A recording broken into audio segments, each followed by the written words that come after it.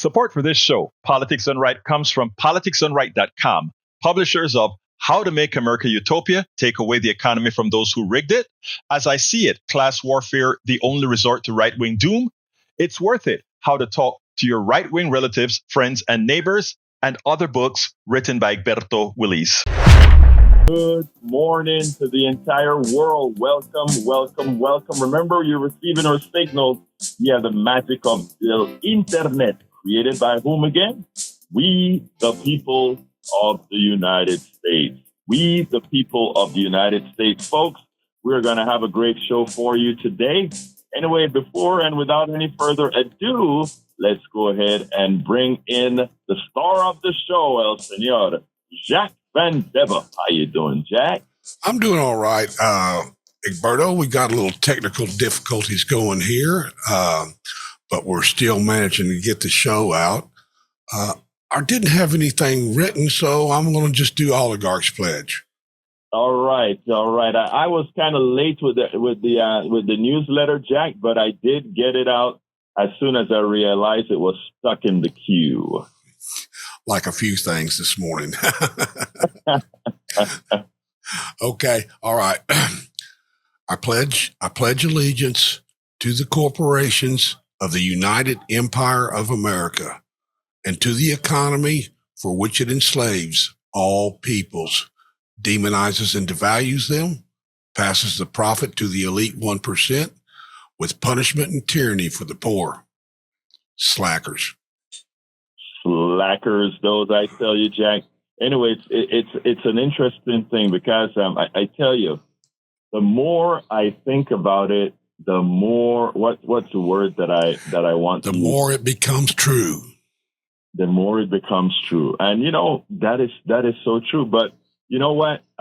We talk about a lot of problems, but more importantly, we talk a lot about solutions. And I think what's on a lot of people's minds, whether you are older, dependent on the section of Social Security that takes care of, that gives back your investment in our country as that 14% that you pay of your check every single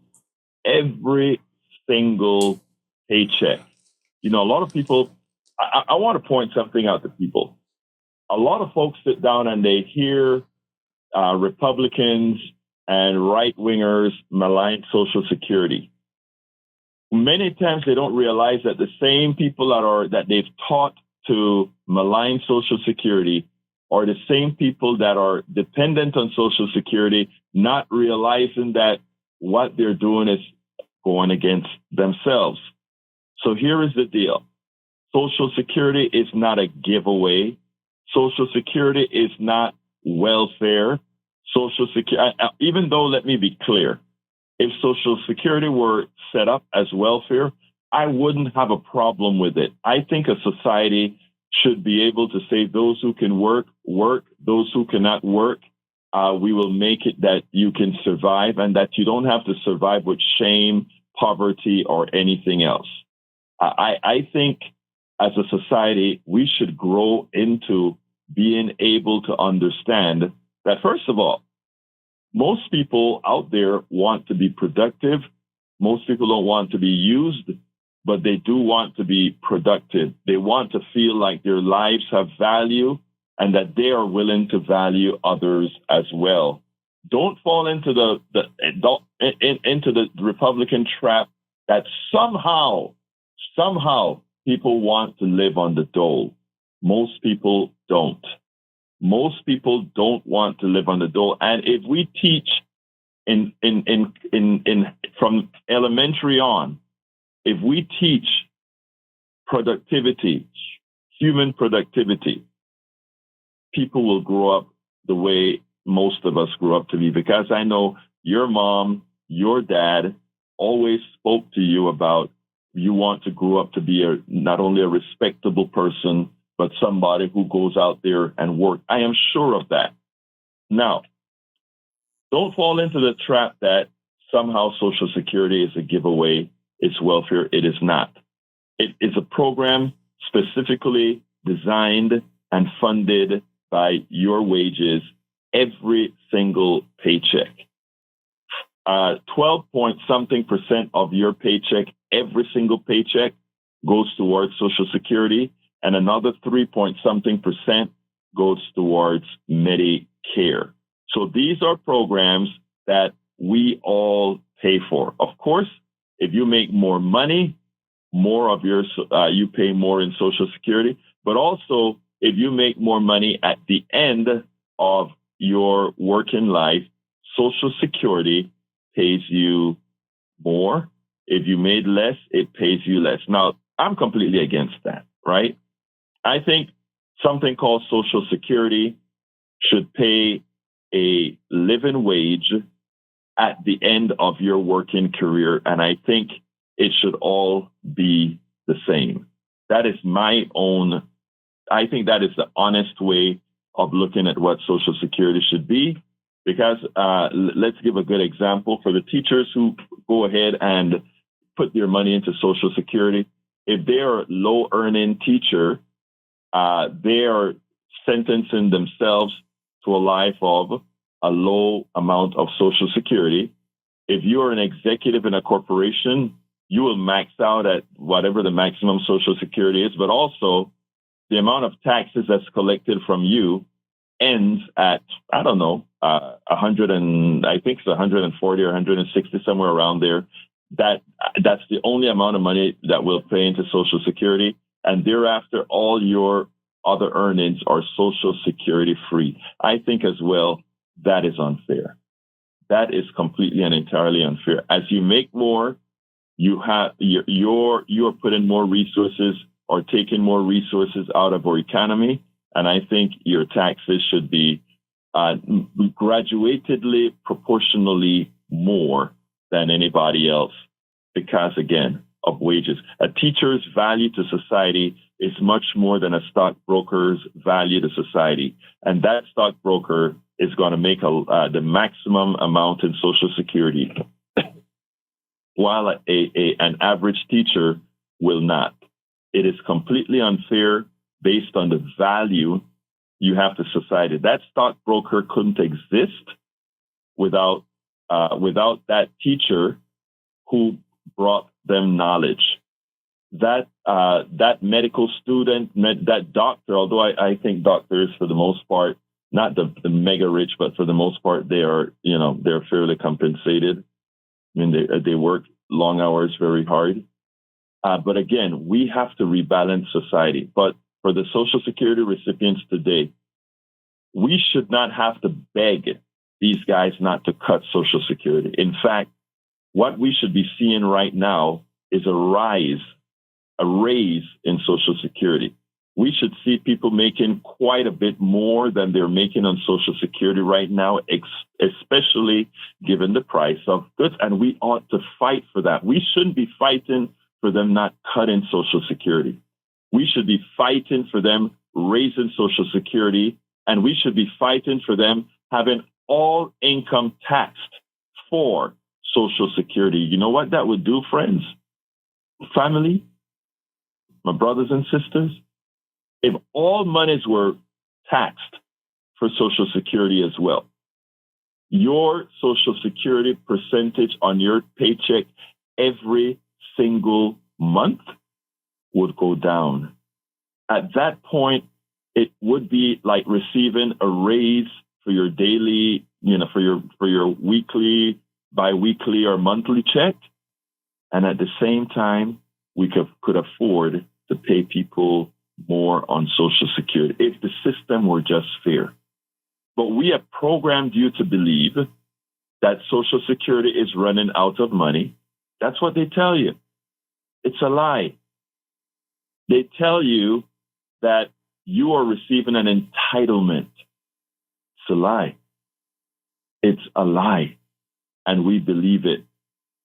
And because there's nobody out there framing the discussion correctly, many people believe it, and many people vote for those who, instead of talking about extending it, would want to cut it.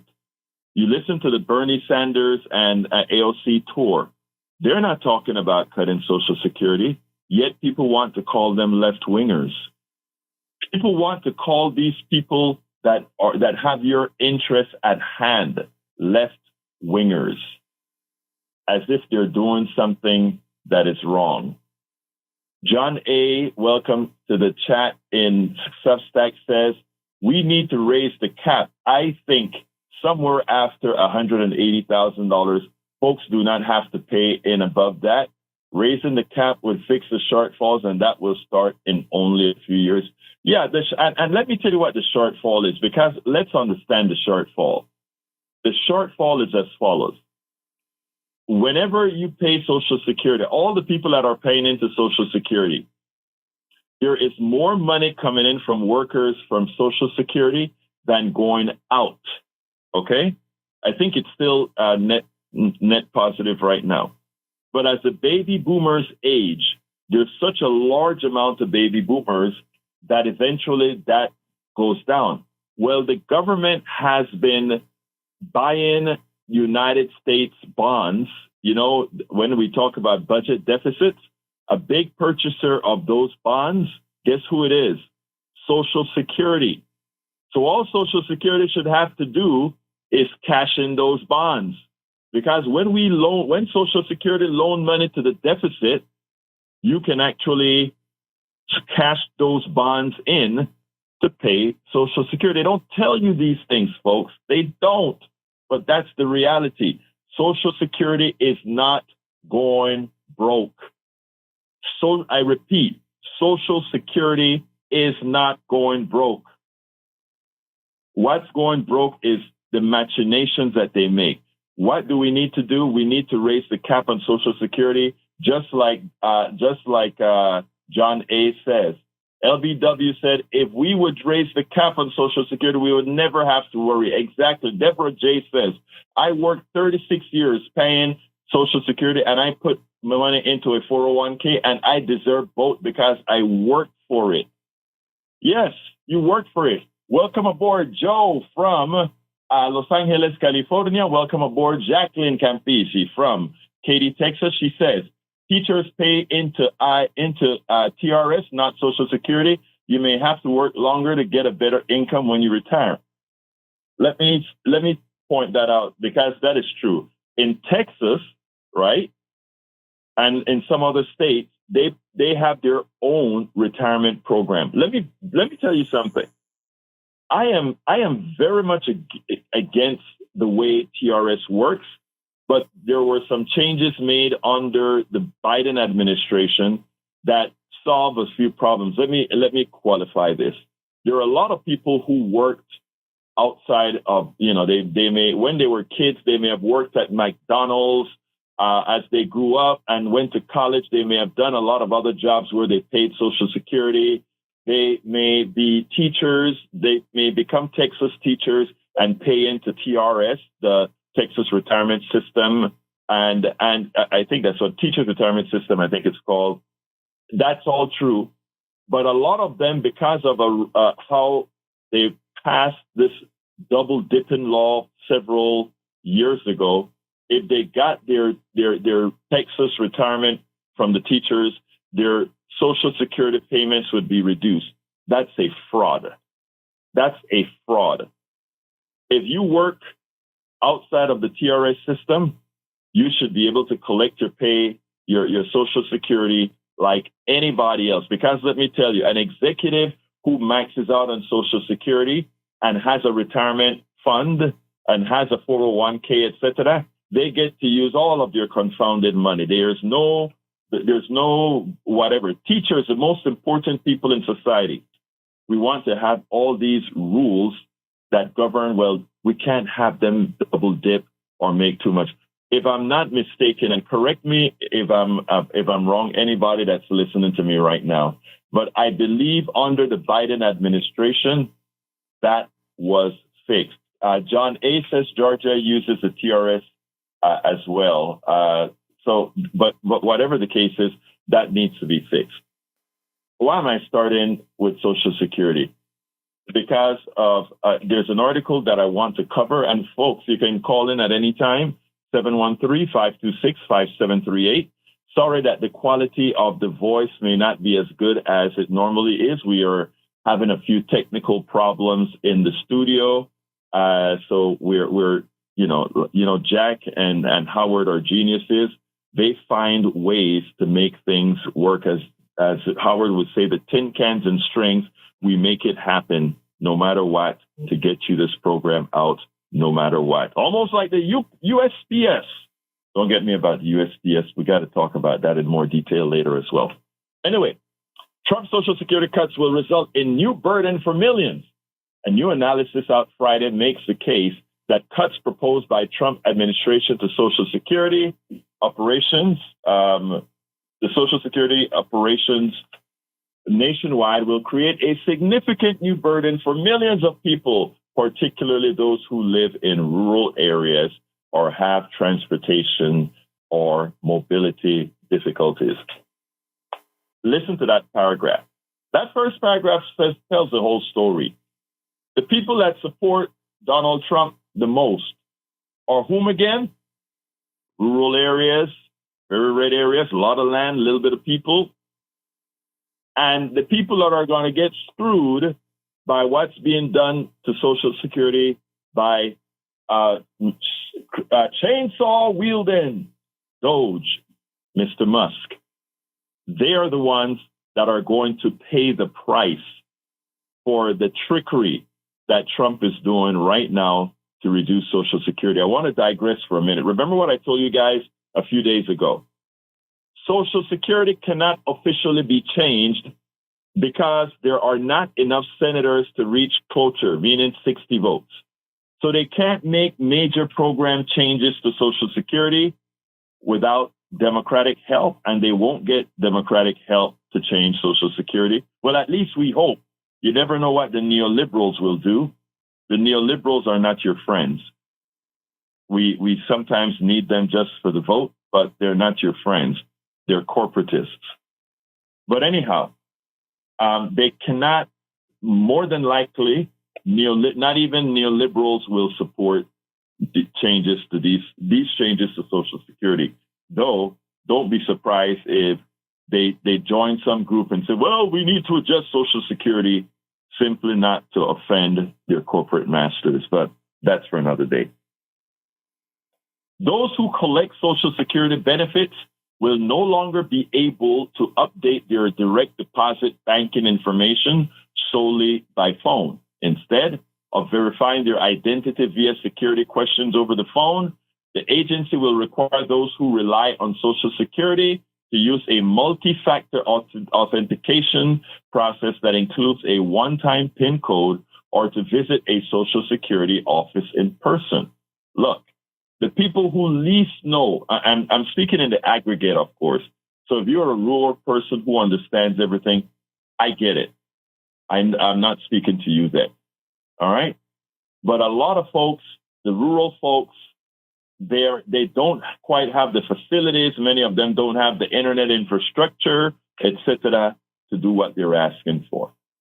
The left-leaning think tank behind the new analysis, the Center on Budget and Policy Priorities, warned Friday, so it's also known as the CBPP, warned Friday that even though Trump officials within the Social Security Administration have claimed that the policy shift is designed to reduce fraud, the agency's own figures show that direct deposit in fraud is a very small problem. Less than 0.01% of benefits are misdirected. A document from the agency gives estimated burden figures, which indicates that nearly 2 million beneficiaries will need to visit a field office as a result of the change. An April analysis from CBPP estimated that some 6 million live more than a 45-mile trip away from the nearest Social Security field office. The new PIN code requirement will be impossible for many beneficiaries to meet. According to the analysis from CBPP released Friday, many seniors and people with disabilities lack internet service, computers, or smartphones, or the technology savvy to navigate SSA's, Social Security Administration's, online services. What's more, the analysis states the PIN requirement expects callers to complete a multi-step, multi-factor authentication and generate a PIN code while on the phone with an agent.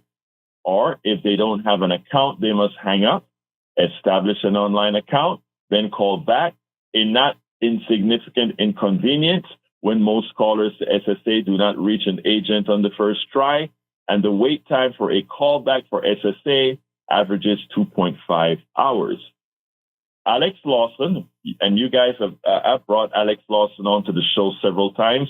I've interviewed him several times, and you guys have heard him actually talk about how they're destroying Social Security. Alex Lawson, Executive Director of Social Security Works, told Common Dreams on Friday that the CPPP analysis helps show how the Trump administration and its goons are waging a full-scale war against Social Security. They're forcing millions of Americans into Social Security offices at the same time they are cutting a huge percentage of the workforce. They are forcing millions of Americans into Social Security offices.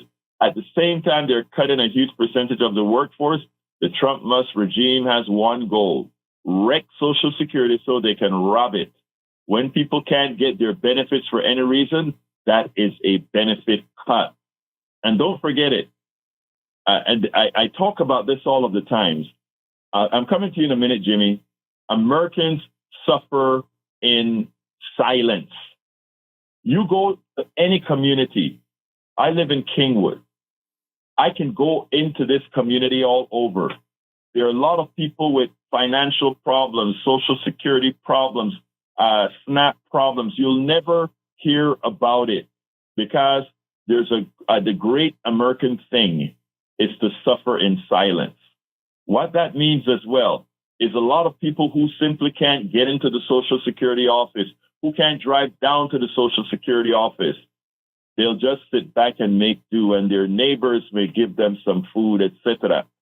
But we are forcing a savings in Social Security on the backs of the American people, of people who a lot don't complain. Well, we're changing that. Indivisible and many other organizations are starting to say, you know what? To hell with it. We are going to the streets. You try to do martial law, Trump, we're going to the streets because you cannot take away from us and continue to do this. Trump, with the help of his billionaire advisor, Elon Musk, and so-called Department of Government Efficiencies, have endeavored to slash government spending and personnel. A tracker from the New York Times estimates that there has been a 5% reduction at SSS, meaning at the office, SSA, but total planned reductions at the agency could ultimately cut staff by 17%.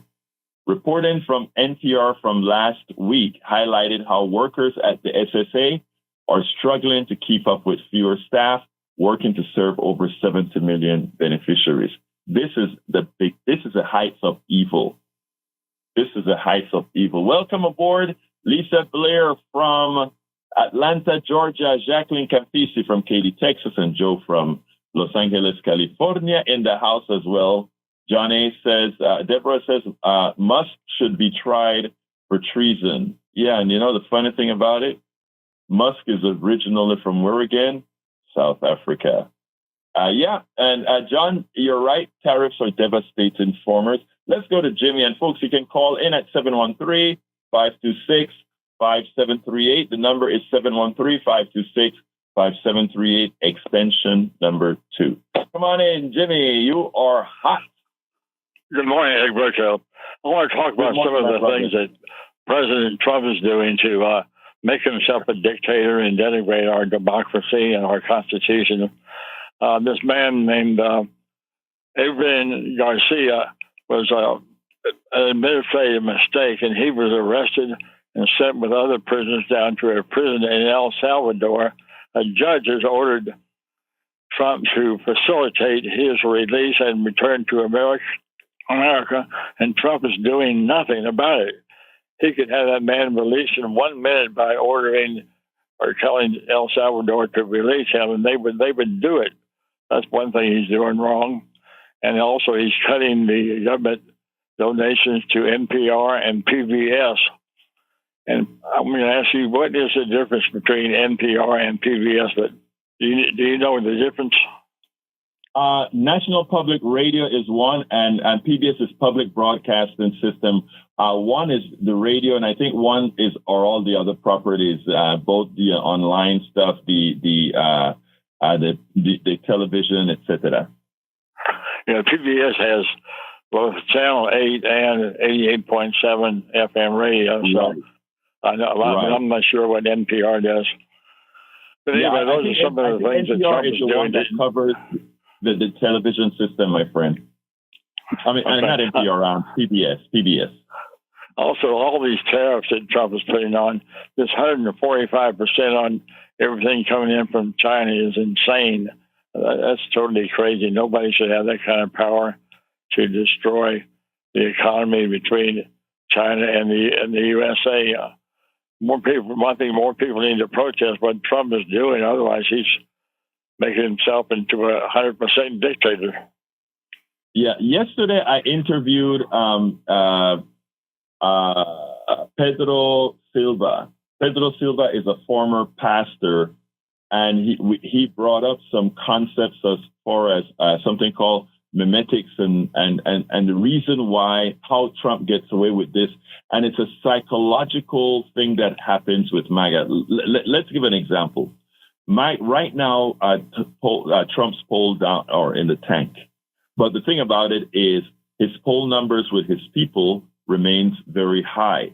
The people that are getting hurt the most by Trump's policies are, again, people in rural area. The MAGA folks are getting harmed by all these things. MAGA folks buy a lot from Temu. That is the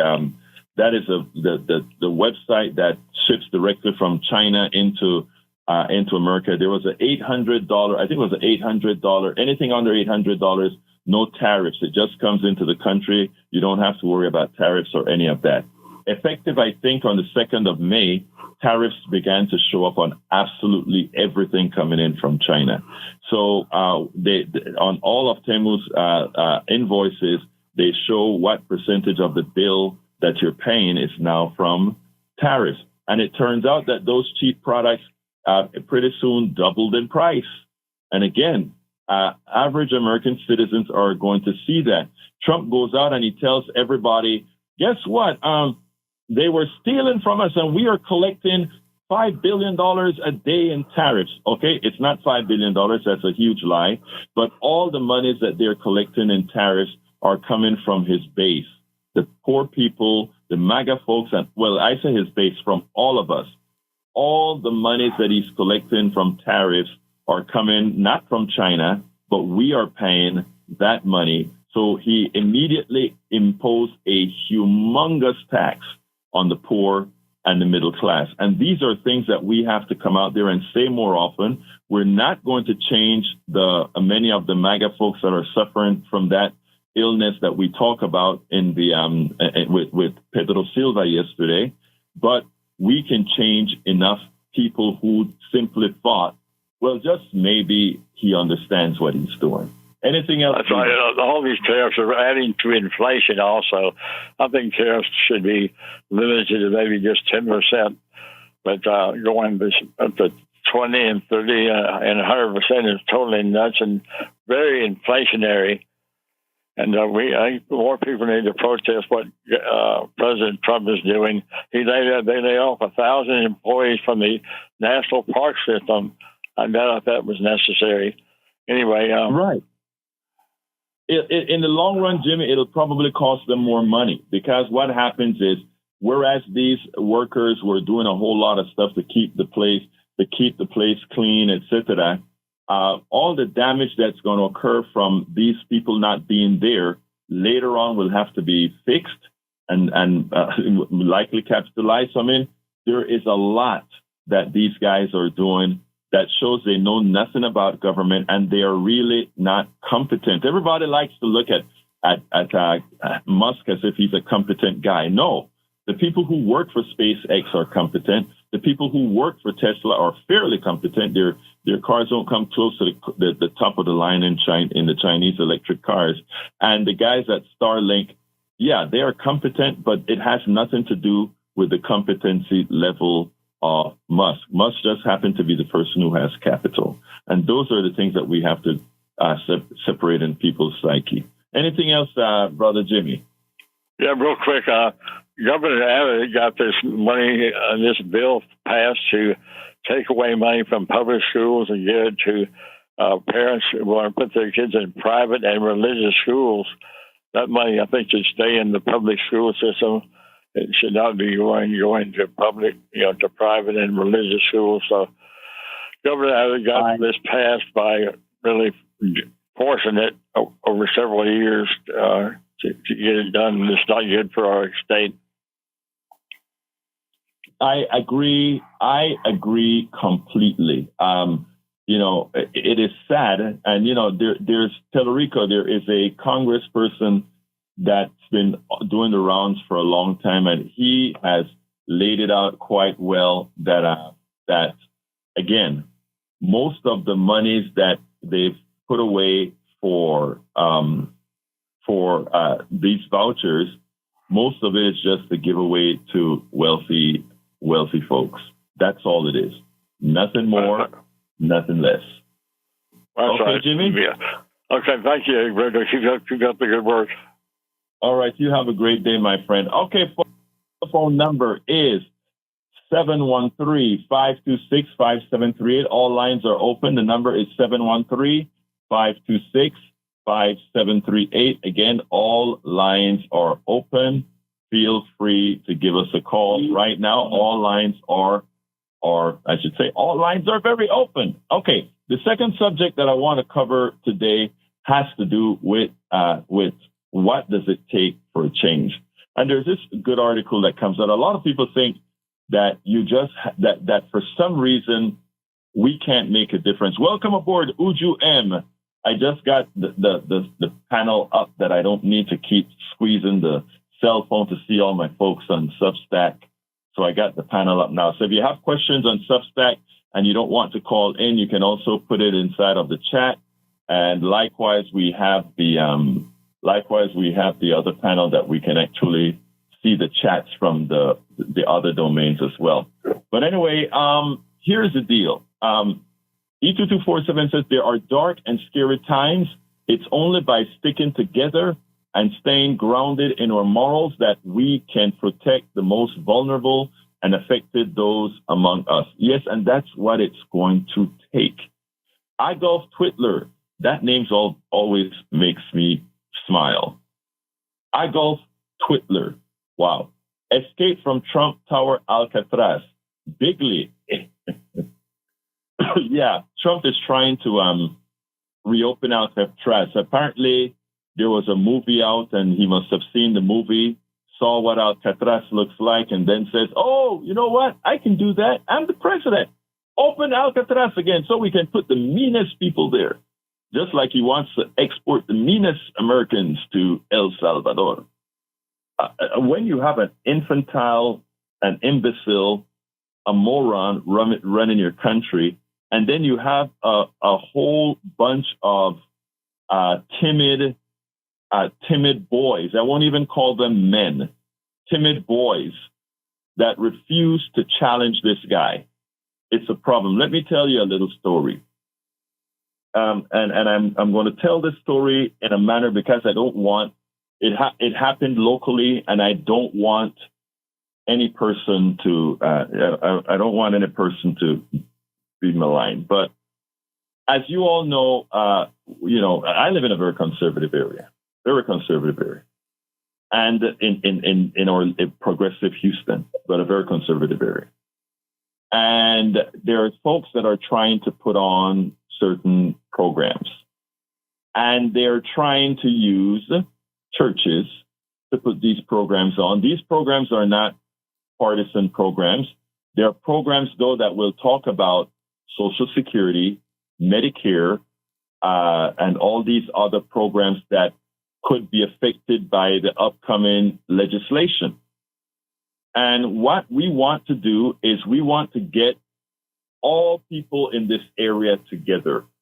In other words, we want to get Democrats, Republicans, anarchists. We want to get all of them together. Okay? And we were looking for places.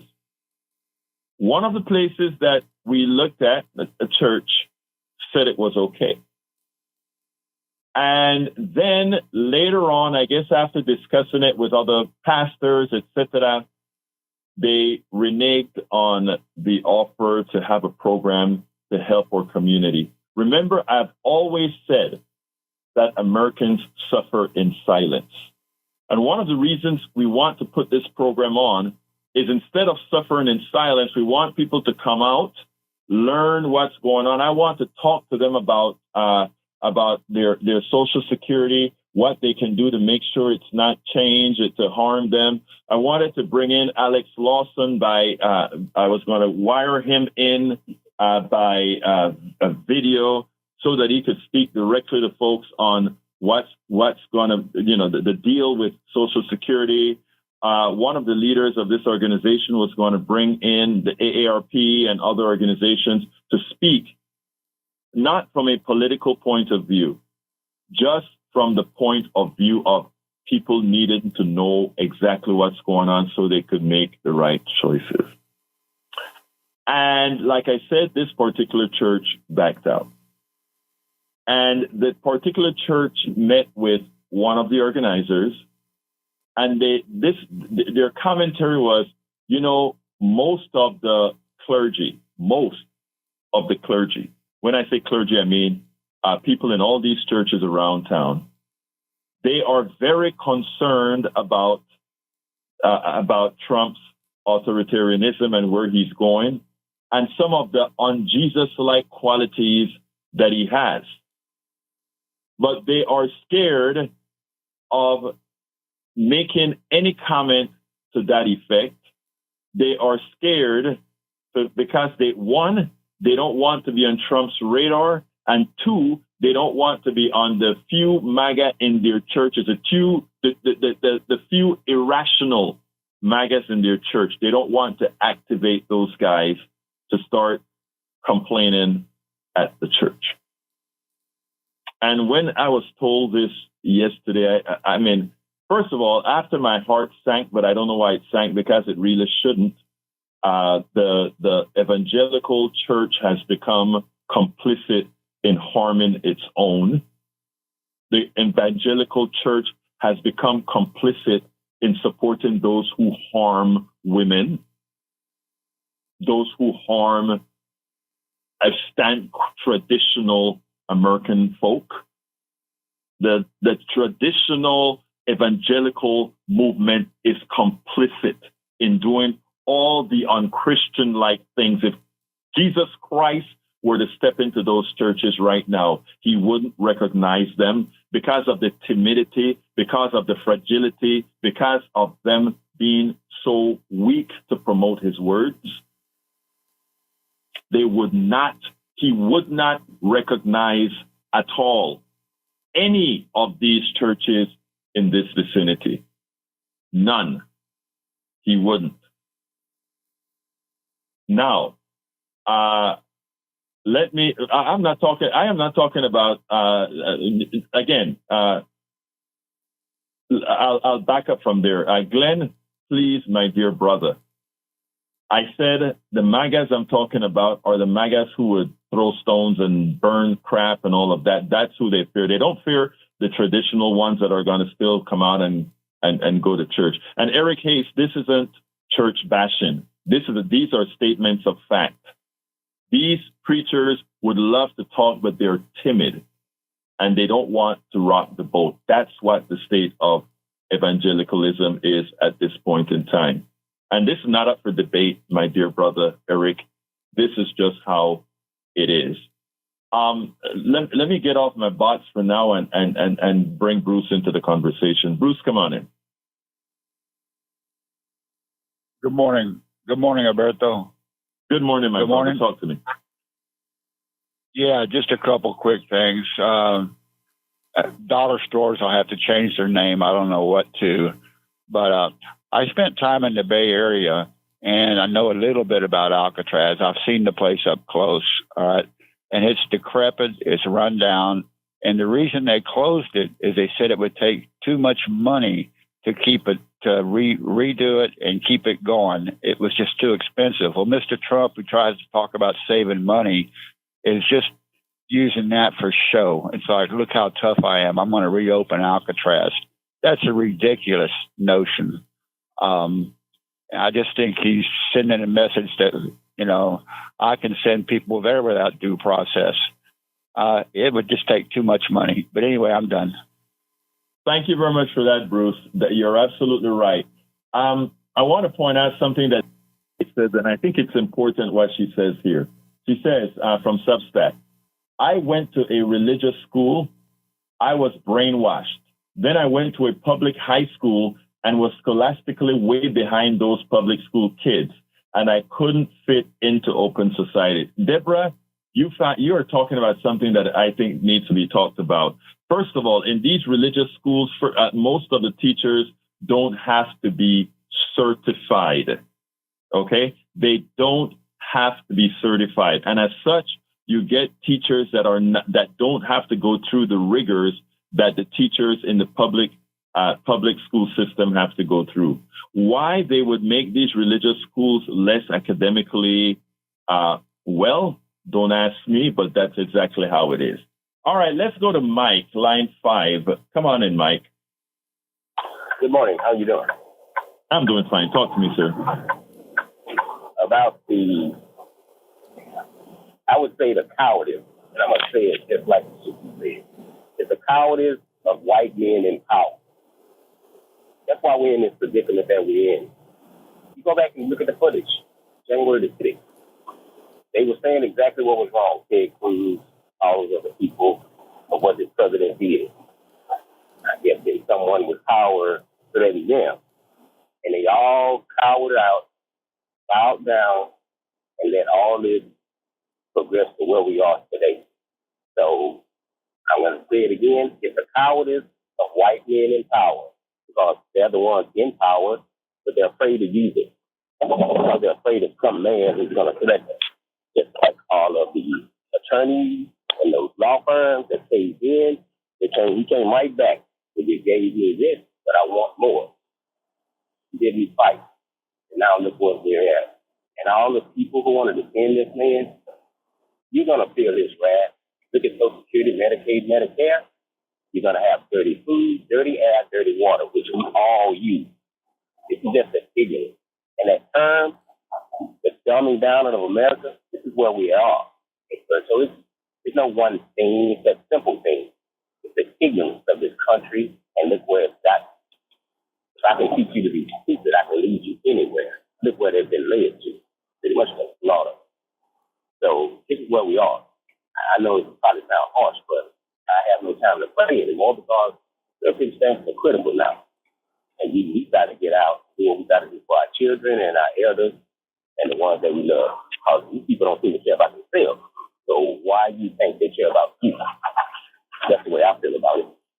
Thank you, Mike. Thank you. I wasn't able to capture all of it because, again, like I said, we were having a few sound problems today. I didn't capture all of it, but I think I get the gist of your message, the dumbing down of America, which is actually one of our biggest dangers. Democracy requires a certain level of, I hate to put it this way, but a certain level of education. And we've gone through this before, and I'm not talking about scientific education. I'm just talking about a certain level of being able to think critically, which is severely lacking right now. So if that is where you're going with your argument, like I said, I didn't hear the entire message that you said, but I hear the flavor that you're talking about. And yes, I think I heard you talk about the law firms as well.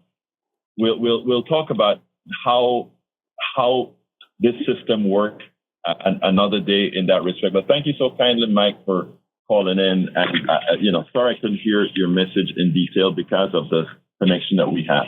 Let's go ahead and Oh, let's go to Tag. Come on in, Tag. Good morning, Egberto. How you doing? Wow, your phone is a lot clearer than Mike. Mike must have been calling from a cell phone in a noise area. But Mike, I think I did get most of your message.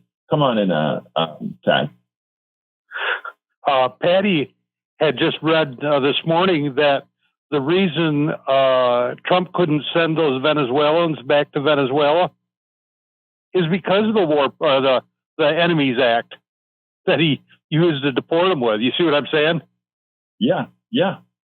Because Venezuela, they're the ones that we're at war with, right? Right. They're going, well, if we're at war with you, we're not going to take these people back. If you would have just not tried to invoke the War Powers Act, they would have taken them back with no problem. Yeah. Look, the whole Trump administration and the rules that he's using to do the things that he's doing, they're all frauds. And everybody knows it's a fraud. And finally, a Trump-appointed judge finally pointed that out when he said you cannot use the Wars Act, whatever the name of that is. You cannot use that to deport people. The question is going to be what happens when the Supreme Court affirms what the district court said. We'll see. Correct. So many things that he's trying to do, he actually limits himself as to what he can do because he's tried to do it in the wrong way. Like when he wanted to send the Colombians back, tried to send them back on a military aircraft. Colombians weren't going to do that. Let's be clear here, Tag. Nobody said that Project 2025 was written by geniuses. Okay? Nobody said Project 2025 was exactly what we expect out of the right. Not a critical document, non-critical thinking, and stuff that will simply destroy the nation. And if you take a look at what Doge did, Doge was just the first step, and look at the damage it has done thus far. But anyway, thank you very much, Tag. All right, I got to get to the other caller. Yep, have a good day. Bye-bye. You too, brother. Deborah J. says, for fascism to flourish, it needs ignorant people. They are more easily manipulated. That is exactly true. Let's go to Donald. My dear brother Donald, talk to me. Hey, good morning, Egberto. You are a slow learner. You know that? As intelligent as you are a slow learner. Because what would Jesus do? You, my brother. You know what Jesus would do? He would go throw over the money changing tables. Now, who are these people representing you trying to use their church house? Do they believe in what Jesus would do, or do they believe in their easy money that they're collecting? Now, I'm going to tell you a story. Back in the 80s, there was a church on the north side. It's called Houston Baptist Temple. Jack Powers was the preacher, and his wife was popped for prostitution, okay? Now, did that make his message any worse or any better? Because if he taught you about Jesus, there's a forgiveness in there. And it's not about the man, it's about the message. Jesus is Jesus. It doesn't matter where he's at. So you got to go to these people that won't give you the church house because Jesus hung around prostitutes and drunkards and tax collectors and everything else because that's who he was trying to save. You ain't getting into Jesus' house just because you think you better than everybody else. So you were approaching these people the wrong way. If they won't let you use their church house for good, what makes them think they're good on Sunday and Wednesdays any better than what you do it? So you need to approach them a different way. That's all I got to say about that. I love me some Donald. Thank you, Donald. And God don't make no junk. You color that when you're bored. The little kid that says God don't make no junk. Color it. It'll make you feel better. You have a good one, my friend. You have a good one, my brother. We should have not even gone there. I hear you, brother. I hear you. Okay, let's go to Brother Brian. Come on in, Brian. Yeah, good morning. Good morning. Good morning, my friend. Talk to me. Yeah. So finally, you brought up a point. It was a appointed judge that overruled a federal law. Okay. non-naturalized or illegal aliens do not have the same rights as a U.S. citizen. Okay? I don't understand what your thinking is. Why should we give them the rights that my wife has? She naturalized. I was born here. So someone comes from a different country and demands rights for their own, and we have to abide by that? That's the question. Oh, that's a question. Actually, I think you are misrepresenting the case. If you read the Constitution, when it comes to people's rights, it doesn't say rights for U.S. citizens. It says right for people who are on this land. Okay? Read the Constitution, and the Constitution does not. And you know what? I am so happy that one of the good things that the Founding Fathers did is wrote it that way. Because if they had written it that it was just for U.S. citizens, then that would say that we consider other human beings less than. No, anybody who is on our land deserves the treatment and the following of the laws. That doesn't mean that they get to stay here. What it says is every single person that's on this land has due process. Due process means, let me ask you one thing, Brian. If I go ahead and I'm the one of the Trump goons, and I look at you, and let's say you develop I just decide I'm going to arrest you and send you to El Salvador. Just do that. Now you're putting in hypothetical situations. No, wait. You need to read the Constitution, where it specifically talks about the freed slaves. That's what it talked about. Brian, freed the slaves and made them a human being. No, first of all, the Constitution didn't make slaves a human being, okay? Slaves have always been human beings. It's just the enslaver that were the evil ones that didn't want. Yes, exactly. You just proved my point. So hold on. Listen to what I just said. You know what due process means? This is something that I wish people would understand. You are an American citizen. If Trump decided to take you off the streets and throw you in, and you don't walk with your passport, do you? No, I don't. But I carry a driver's license. Wait a minute. Do you walk with your passport, or do you walk with your birth certificate? Neither. I just told you I use my driver's license. Okay, good. That's fine. You're making a hypothetical situation. Sir, that Trump himself is going to. Yes, it is. This is not. Work with me here. Don't get mad. Just work with me here. If Trump saw you and you didn't have any of these papers on you, okay, and he just says you kind of look like a foreigner to me, I'm going to throw you into El Salvador. Would that be okay, or would you prefer? If you don't have any papers on you and they try to put you out of the country, that they go ahead and first take you in front of a judge that you can prove or disprove that you belong here. You want to be able to prove or disprove that, right? Okay. Another hypothetical situation. Okay. They have been before a judge and they were found guilty of being a criminal. Sir, before they deport anybody under this new regime, that person should have due process. And if they had due process, they would not have been able to deport Mr. What his name is, Garcia. They would not have been able to deport him if he had due process, because a judge had it that he should not be deported. And it's that simple. This is not rocket science here. This is just saying, everybody, before you throw them out of the country, has a right to due process, because they could throw me out of the country. If they hear me with an accent, they could just say, throw me out to El Salvador if I don't have due process. That's all. One of the reasons that I haven't left the country for not even a few days is because I have a regime. I'm working with a regime that doesn't have due process. That's all. So I don't think that can be argued, Brian. Anyway, we got to go, Brian. Anything else you want to say real quick? Yeah, you should read the Enemies Alien Act and understand that it's different from the 17th Amendment, sir, where it did give naturalized citizens, such as slaves, a right to process of law.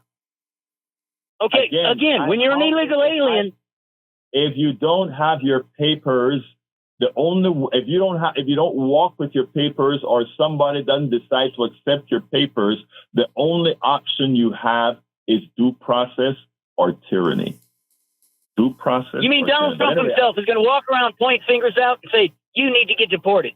Donald Trump himself is going to walk around and say, "You." That's what they do. Yes, that's what they do. I got to go. No, Donald Trump himself. Brian, I got to go, but thank you, my brother. Pass it on to the studio. Hey, Jack, look, we winged it, and we were able to have the show anyway, but we winged it. Yes, we did. Anything you want to tell me, sir?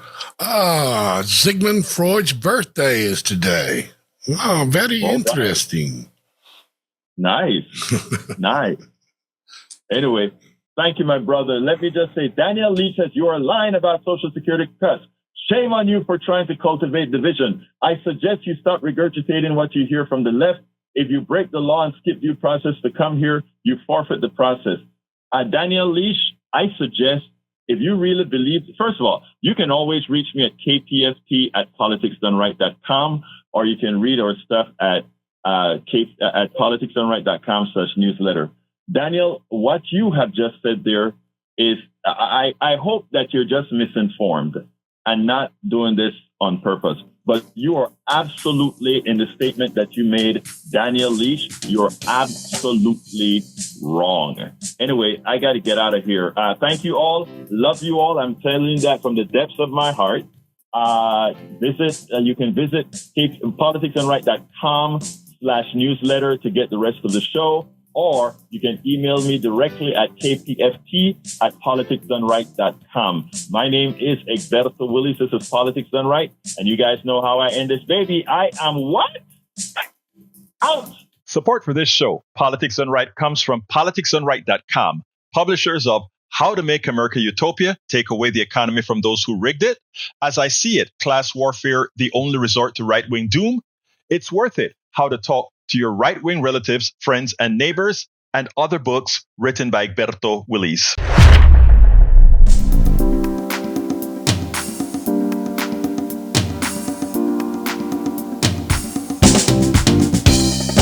Welcome to Politics Done Right. I am your host, Egberto Willies. This is a progressive program that will take the mystery out of politics. This is the program that will encourage you to make sure government becomes we the people. Whether you are liberal, progressive, conservative, or otherwise, you get to air your point of view. We are an independent media outlet that, unlike mainstream media beholden to corporations,